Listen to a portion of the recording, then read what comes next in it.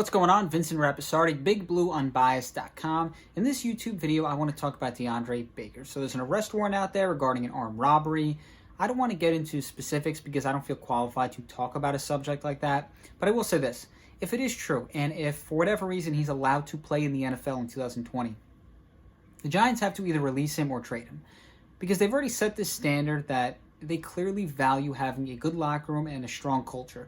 And that was a big thing when Dave Gettleman was hired, to kind of help out that locker room, to build the culture back up, because in 2017 their locker room was a mess. They only won 3 games. So Gettleman has parted ways with talented players who have been outspoken. He traded Odell Beckham, outspoken player. He let Landon Collins walk, outspoken player. And he recently, with 3 games left in the 2019 season, waived Janoris Jenkins because of a tweet. And it was an offensive tweet and it was wrong. But at the same time, he waived Jenkins, didn't get anything for him, productive player, because he wanted to maintain that standard of having a good locker room. So if you're going to create that standard, that even if you're talented, that doesn't matter. You want a good locker room, right? Well, if that's the standard, how can you justify keeping DeAndre Baker? And if they do keep DeAndre Baker, it looks like Gettleman is kind of playing favorites. It's a favoritism type thing. It's a bias because Beckham, Collins, and Jenkins were moves from the previous regime. Those were Jerry Reese moves. So is it only Jerry Reese players that Gettleman wants to move past if he doesn't really feel like they're a fit? Or is it just in general, right? Whoever doesn't fit the culture or fit the locker room has to go. So there's a standard that you would think he would want to keep. And if it's really that important to him and if he values it that much, you have to move on from DeAndre Baker. You just have to do it. Now, let me also say this. A lot of people are kind of like blaming Dave Gettleman or John Mara or Steve Tisch for what happened here. Look, you can blame Steve Tisch, John Mara, Dave Gettleman for a lot of things, okay? The Giants haven't been a good football team for years. But this is not one of those things. I understand the whole red flags argument. Oh, he had red flags coming out of college.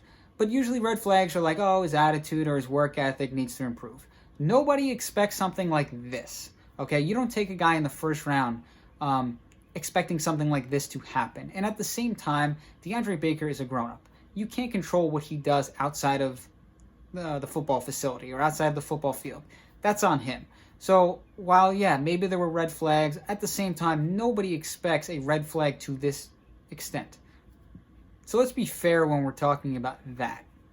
Now, in terms of who will replace DeAndre Baker, obviously he was a starter, and he was someone who was expected to take the next step.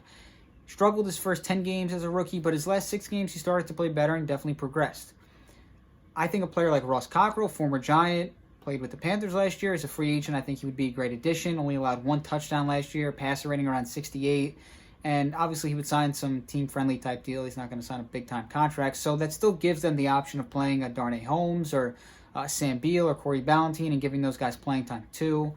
I think that they should probably go in that direction to find, a legitimate starting corner. I've talked about this before. When it comes to pass defense EPA, the Giants were 27th last year.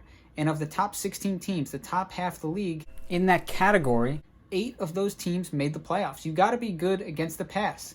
And if the Giants want to take the next step and at least win 7 or 8 games, they're going to have to improve that pass defense. And I don't know if playing Corey Ballentine or Sam Beal and trusting those guys or Darnay Holmes as a rookie is the right thing to do. At least bring in a guy like Cockrell who is a veteran. He's done it before, has performed well, and he can at least be a serviceable or above average starter. So that's all I got. Vincent Rapisardi, BigBlueUnbiased.com. You can follow me on Twitter at Vince Rapisardi. I also have a podcast, the Big Blue Unbiased Podcast, which is on iTunes, Stitcher, Spotify, and all those other places. If you like this kind of content, give it a thumbs up. Make sure to subscribe.